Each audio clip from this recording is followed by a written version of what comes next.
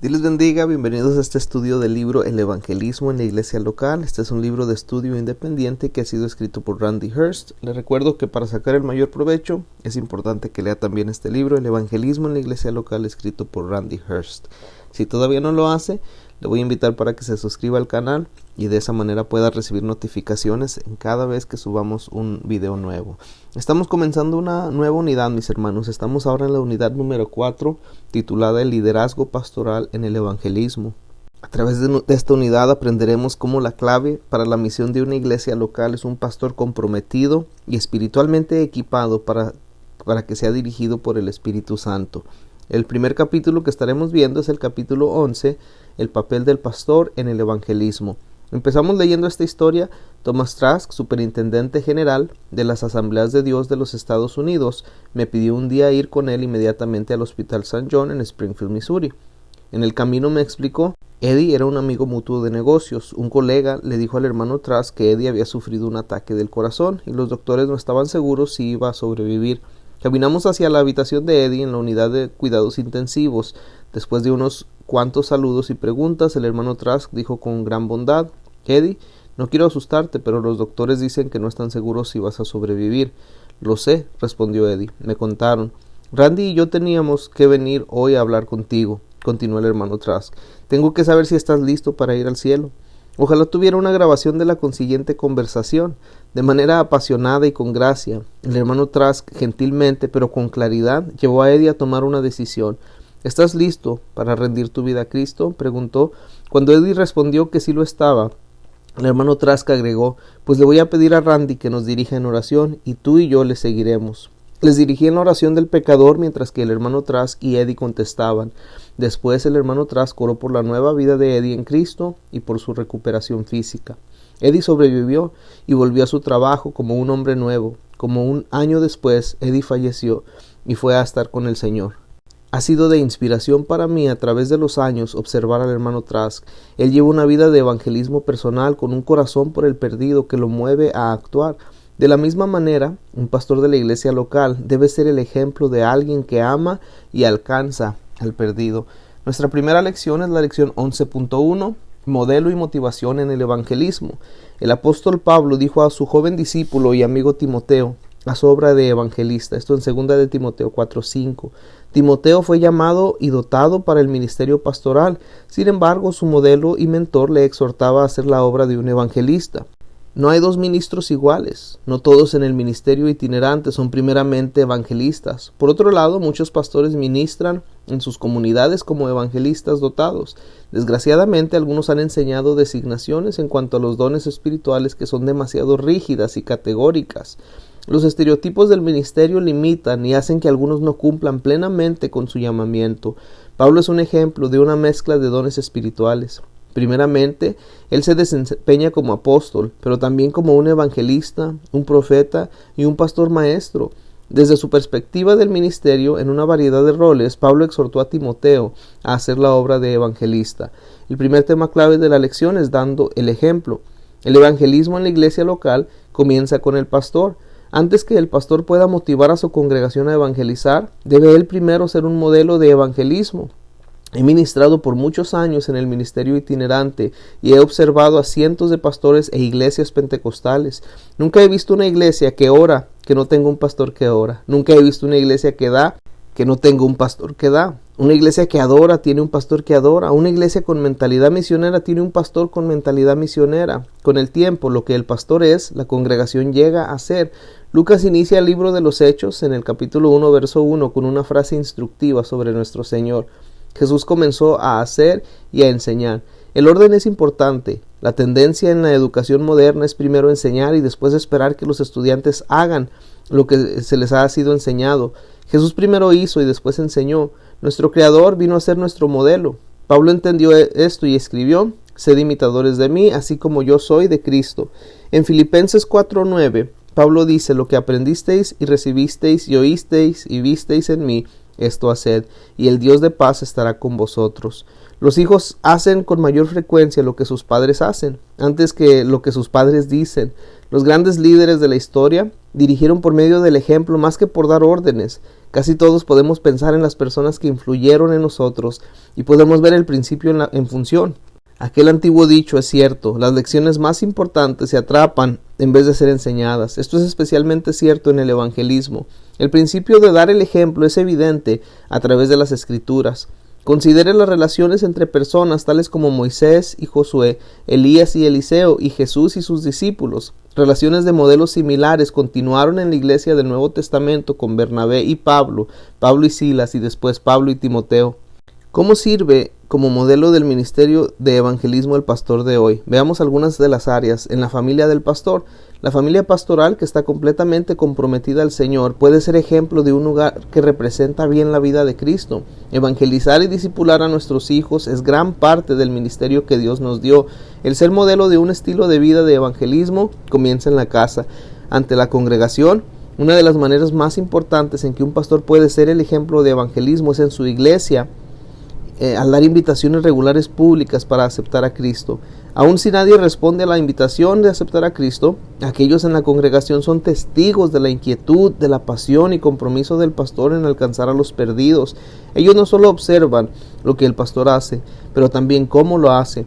Invitaciones a la conversión y algunos otros esfuerzos de evangelización en el servicio de la iglesia deben ser hechas con convicción, con fe y serenidad. La actitud del pastor acerca de alcanzar al perdido debe ser evidente para la congregación. También en la comunidad. Los pastores más eficaces en el evangelismo producen un impacto personal directo en las personas fuera de la iglesia. Establecer relaciones con los no creyentes de la comunidad e interesarse en ellos proveerá oportunidades para compartir el evangelio. Cuando ellos están en necesidad espiritual, será más probable que respondan a una invitación de la iglesia o para recibir asesoría personal. Cuando un pastor se encuentra con personas en sus actividades diarias y averigua que ellas no asisten regularmente a una iglesia, debe serle natural para él invitarlas a visitar su iglesia. Los pastores deben adquirir el mismo sobrenombre que el gran pastor, a quien se le conoció como amigo de los pecadores. Uno de los más poderosos aspectos de evangelismo es simplemente orar con alguien por una necesidad. Los pentecostales creen que Dios contesta la oración. Debemos practicar nuestra creencia al orar con y por aquellos en la comunidad. Tan solo escuchar orar a un creyente nacido de nuevo tiene un efecto importante en el no creyente, y cuando Dios contesta la oración, puede ser el medio para abrir los corazones al evangelio. También el pastor en el mundo del pastor. Existe una correlación directa entre el corazón del pastor por el perdido en su propia comunidad y su visión por el perdido en el mundo entero. Cuando una congregación puede observar la carga del pastor por las multitudes perdidas del mundo, afecta cómo los creyentes ven a los perdidos de su propia comunidad. Una visión expansiva y una carga por las misiones mundiales darán fruto en la iglesia local. Una iglesia que se compromete a sustentar a misioneros y orar por los perdidos alrededor del mundo tendrá una visión incrementada por alcanzar a aquellos en su entorno inmediato. El siguiente tema clave es la motivación. Librerías cristianas y sitios por internet ofrecen una abundancia de buenos materiales y libros relacionados con el evangelismo personal, pero en la mayoría de las iglesias, aun iglesias evangélicas y pentecostales, tanto la asistencia como las decisiones de salvación declinan mientras la población crece.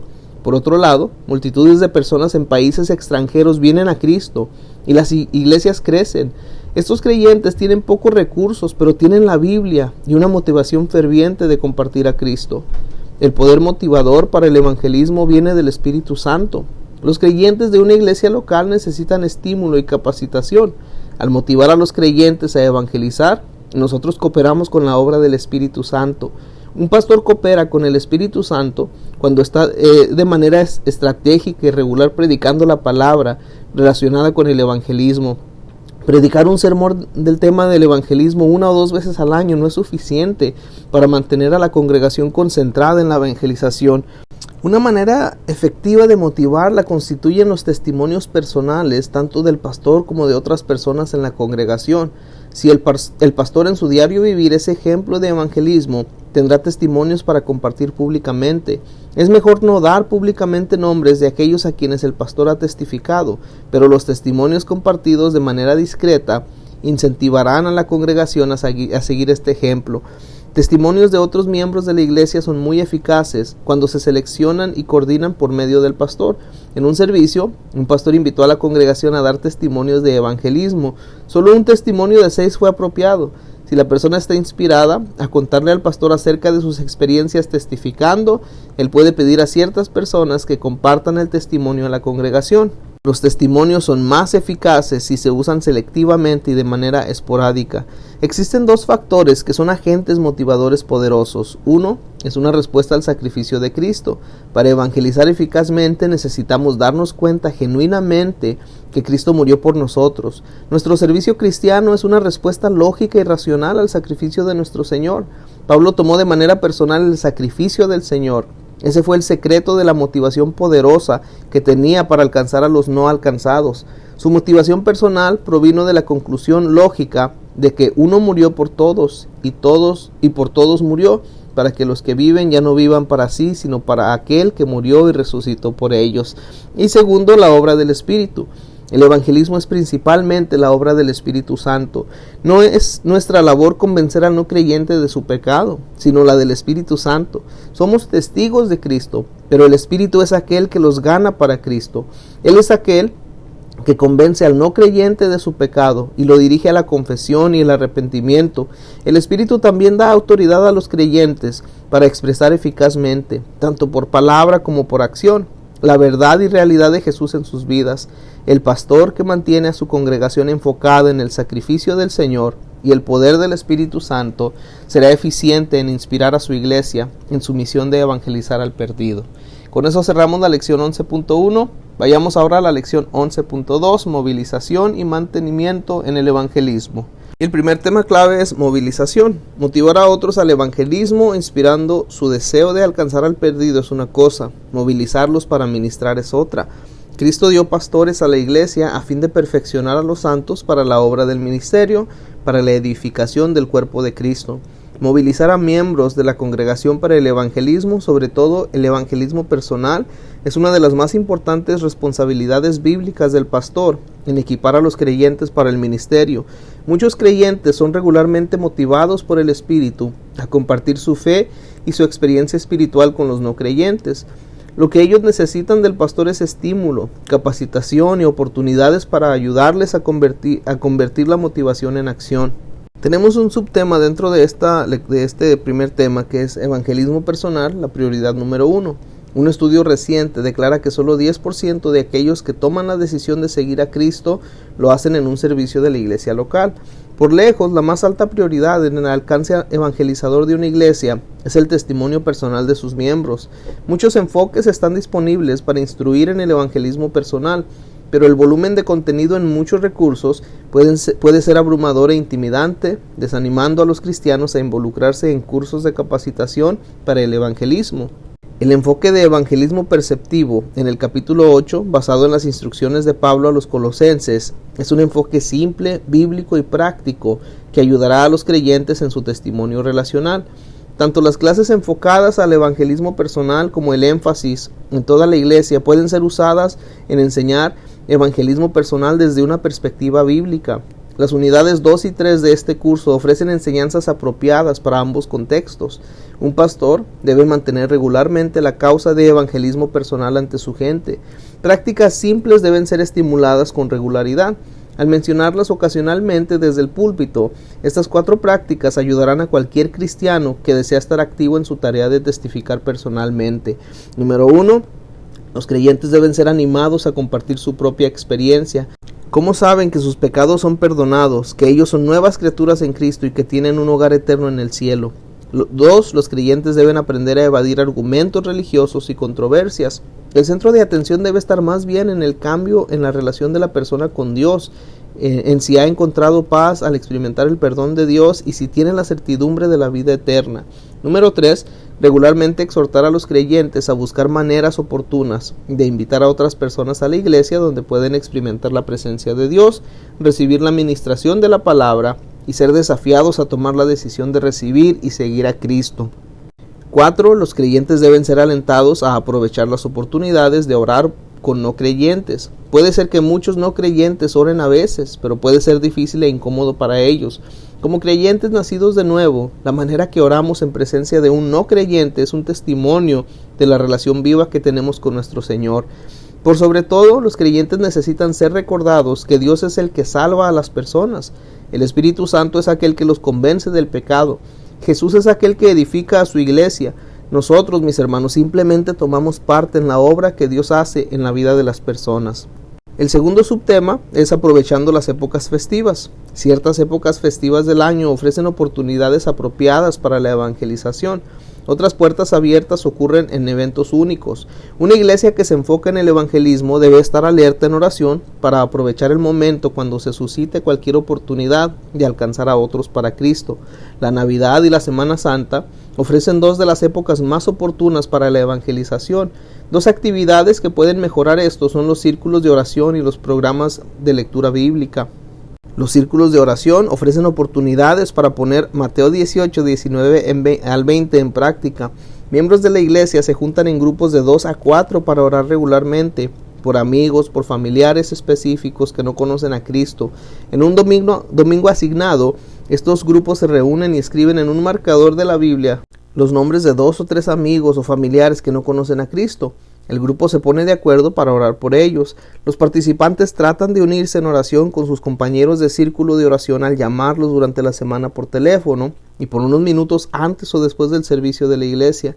También pueden poner su oración en acción de una variedad de maneras, que incluya el dar de regalo un libro de evangelismo o un video de la vida de Cristo, invitando a los no creyentes a un servicio especial en la iglesia. También tarjetas de oración individuales pueden ser usadas para quienes prefieren orar a solas en vez de orar en grupo. Número 2. El programa de lectura. Involucrar a las familias cristianas de la iglesia en disciplinas de lectura de la Biblia durante el mismo periodo también es eficaz. El programa de lectura bíblica más apropiado para el periodo de la Semana Santa y la Navidad comprende leer sobre la vida de Cristo, ya sea de uno o de los evangelios, una versión armonizada de todos los 4 evangelios. Esto se puede hacer en varias extensiones de tiempo, pero un método eficaz es un programa de 40 días antes de la Semana Santa y un programa de 25 días previos a la Navidad. La lectura de las Escrituras para estos programas puede ser compilada de una variedad de maneras. Para el periodo de 40 días antes de la Semana Santa, algunos podrán seguir más fácil el programa si las lecturas son hechas solamente los días de semana, requiriendo solo 30 lecturas. En la Navidad, una sección diaria, desde el 1 de diciembre hasta el día de Navidad, es eficaz. Otras actividades de evangelización en épocas festivas especiales pueden ser incorporadas, tales como el Día de la Independencia, cuando el énfasis patriótico puede atraer a algunos que no van a los servicios de Navidad y Semana Santa. El Día de los Difuntos se puede enfocar en los veteranos de guerra y el Día del Trabajo en las variadas profesiones. Cada época festiva o evento que captura el interés y la participación de personas es una oportunidad para un alcance de evangelización. Para muchas iglesias el Día de la Amistad es especialmente eficaz. El Día de la Amistad da una razón para que los miembros de la iglesia inviten a amigos y también les da a otras personas razones para venir. El vínculo de amistad crea una maravillosa oportunidad para que un cristiano invite a un no creyente a la iglesia. Y el otro subtema que tenemos aquí es de todos modos. El apóstol Pablo incluye una frase que desafía en su primera carta a los Corintios. Esto en el capítulo 9, verso 22. Dice: me he hecho débil a los débiles para ganar a los débiles. A todos me he hecho de todo para que de todos modos salve a algunos. Es imposible listar en esta lección la gran variedad de medios disponibles para movilizar a la congregación a las variadas formas de evangelización. Aun si las personas están motivadas, muchas encuentran más fácil involucrarse en el evangelismo si se les presenta un plan, un programa sencillo en el cual participar. A continuación se les comparte tres ejemplos y sugerencias. Número 1. Ministerios para suplir necesidades espirituales específicas.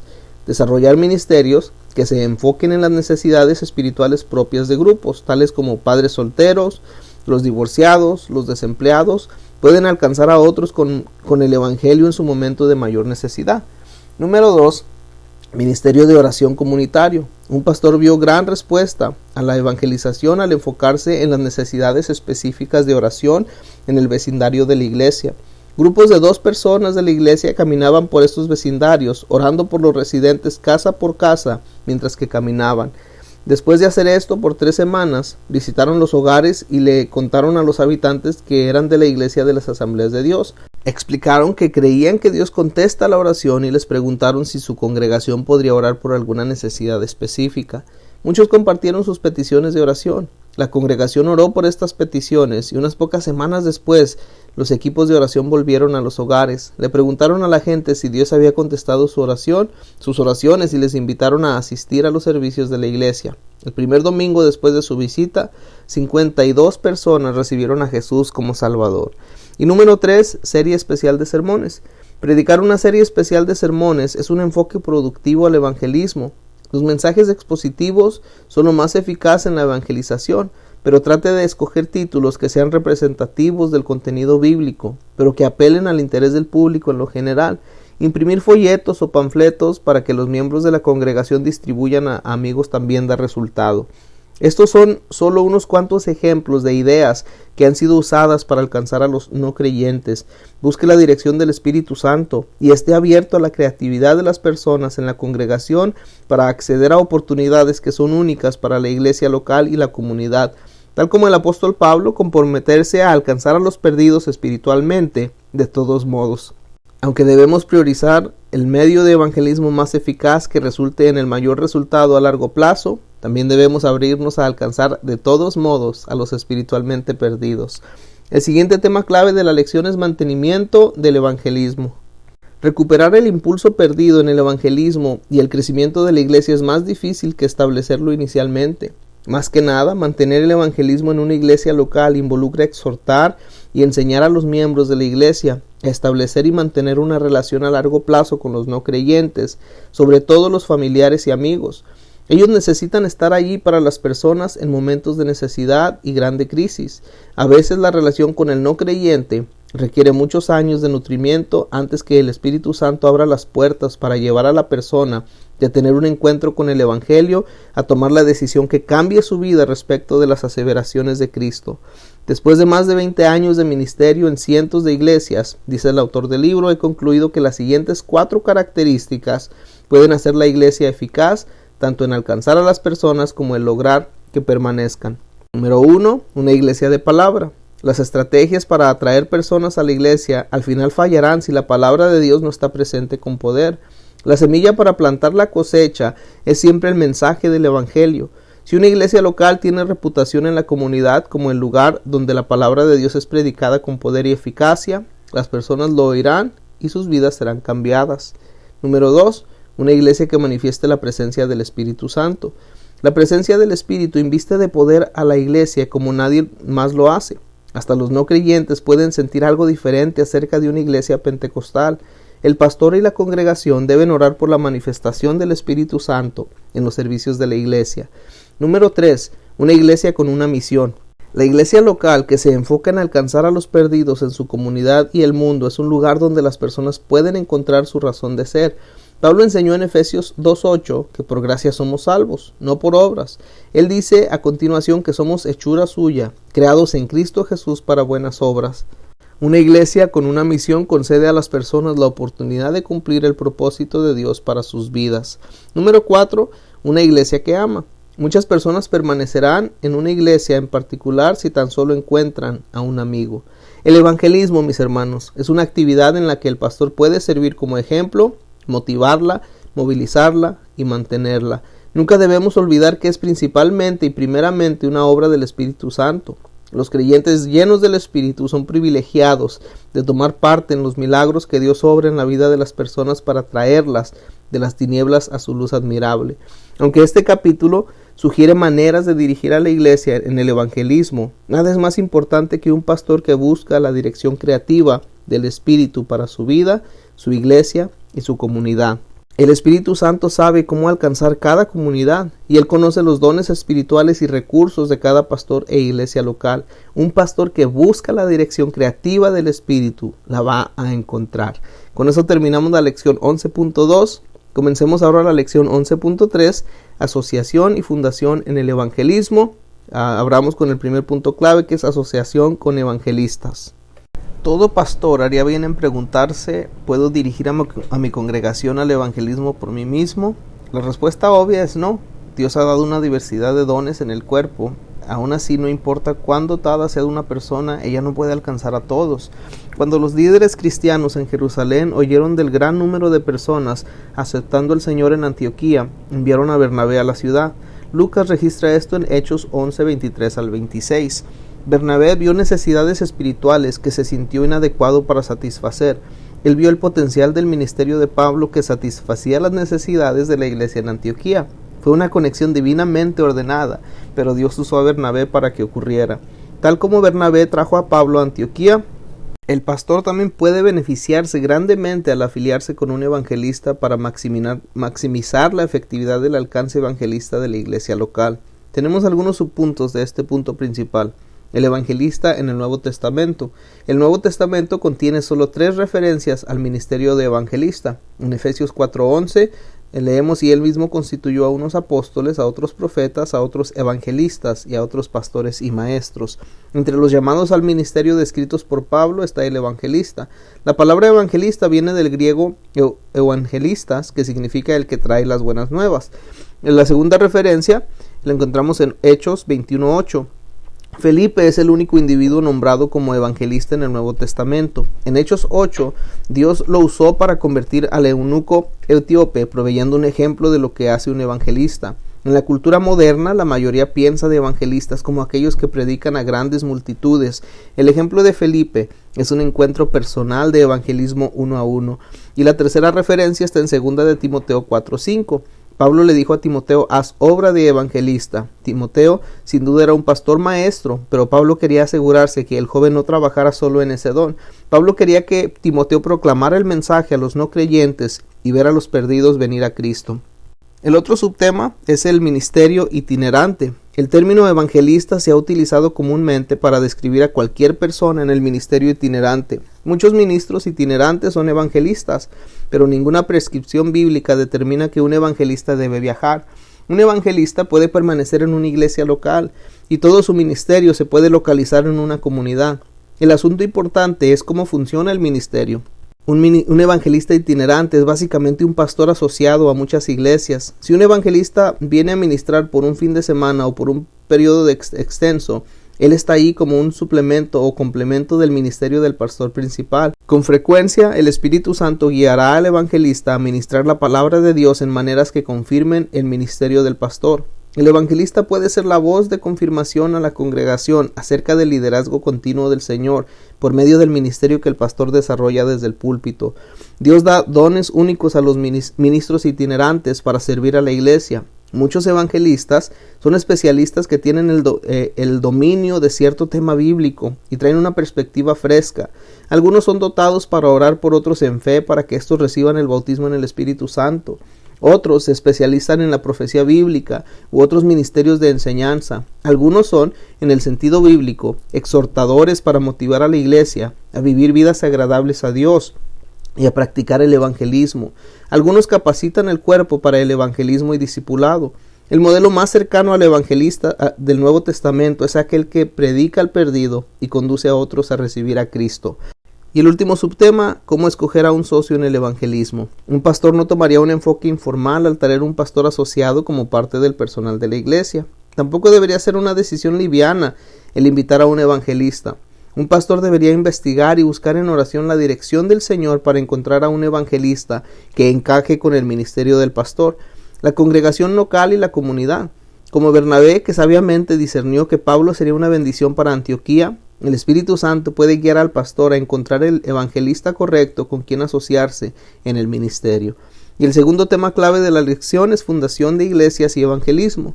Una iglesia local comprometida en cumplir la gran comisión y con fervor para alcanzar a los perdidos espiritualmente, usará todos los medios de evangelización y priorizará los más eficaces. El medio más efectivo de alcanzar a los perdidos espiritualmente es motivado y movilizado a los creyentes para testificar personalmente. En una escala más grande, uno de los medios más eficaces de producir un impacto en la comunidad es fundar una iglesia. Así como cualquier ministro nuevo, los líderes de la iglesia deben buscar al Señor para recibir dirección sobre el método y el tiempo oportuno de la fundación de la iglesia. Por sobre todo, la ayuda de Dios es necesaria para suplir al pastor que dirija a la nueva congregación. Tenemos algunos subpuntos dentro de este punto principal. Uno de ellos es modelos para fundar iglesias. Una variedad de modelos para fundar iglesias puede usarse al fundar una iglesia. Los siguientes 5 son propuestos por el Departamento de Fundación de Iglesias de las Asambleas de Dios. Número 1, modelo Iglesia Madre. La Iglesia Madre entrega personas y recursos como parte inicial de la puesta en la marcha de la nueva iglesia. El que funda la iglesia puede ser un miembro del personal o alguien asignado para fundar la nueva iglesia. Personas y financiamiento son entregados por un periodo de tiempo predeterminado. Más tarde, las personas pueden volver a la iglesia madre si lo desean. La iglesia hija está por lo general, pero no siempre, en la misma comunidad de la iglesia que ayuda a fundarla. El segundo modelo es el modelo de fundación de iglesia interna. La iglesia huésped provee su recinto para ser usado por una iglesia que es fundada. La iglesia que es fundada se reúne en distintas horas o en una parte diferente del recinto de la iglesia huésped. La iglesia que es fundada puede usar algunos de los existentes ministerios de la iglesia huésped para sostener las áreas débiles. Por ejemplo, los jóvenes de la iglesia que es fundada pueden asistir al grupo de jóvenes de la iglesia huésped.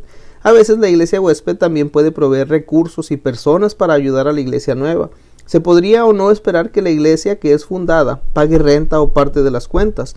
Este modelo funciona bien en alcanzar a personas de distinto trasfondo étnico que la de la iglesia huésped. La iglesia que es fundada puede o no eventualmente conseguir su propio recinto. El tercer modelo es el modelo satélite. En el modelo satélite, la iglesia central envía a un pastor y personas a otra ubicación de su zona geográfica, ya sea pueblo o ciudad, para empezar una nueva obra. La iglesia satélite comparte la visión y el estilo de ministerio de la iglesia central. El calendario y metas ministeriales de la iglesia satélite son establecidos por la iglesia central. La iglesia satélite reproduce los ministerios de la iglesia central en otra zona geográfica. Está el modelo catedral. En el modelo catedral, la iglesia catedral envía a un fundador de la iglesia y personas a otra ubicación de su zona geográfica, pueblo o ciudad, para empezar una nueva obra. La iglesia anexa tiene su propia visión y estilo de ministrar. La iglesia anexa se beneficia en la fuerza, estabilidad y madurez de la iglesia catedral.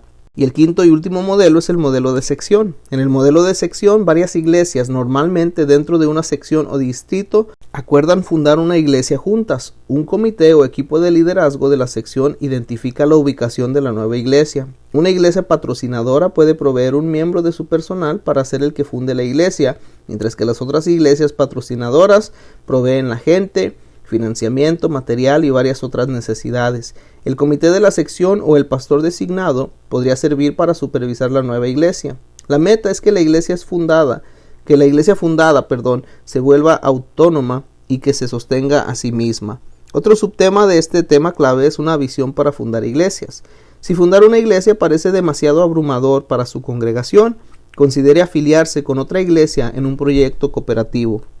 Investigación extensiva muestra que la congregación de una nueva iglesia fundada tiende a ser mucho más activa en el evangelismo personal. Una iglesia nueva, por su naturaleza, depende de que la gente invite a otros a asistir.